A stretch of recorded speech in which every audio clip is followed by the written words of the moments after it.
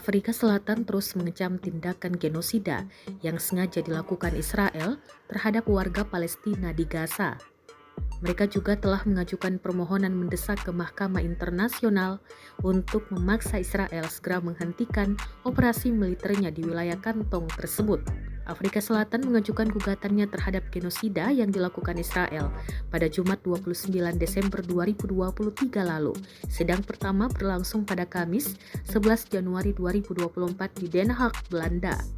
Namun tim pengacara Israel bersikeras menolak segala tuduhan terhadap mereka.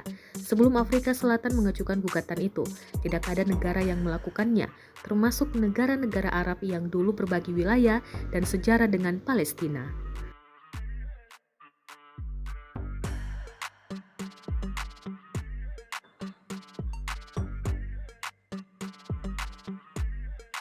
Please be seated.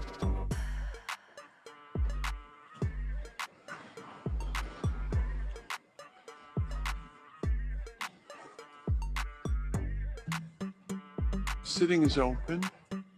The court meets today and will meet tomorrow under Article 74, Paragraph 3 of the Rules of Court to hear the oral observations of the parties on the request for the indication of provisional measures submitted by the Republic of South Africa in the case concerning application of the Convention on the Prevention and Punishment of the Crime of Genocide in the Gaza Strip, South Africa versus Israel. Download Tribun X sekarang, menghadirkan lokal menjadi Indonesia.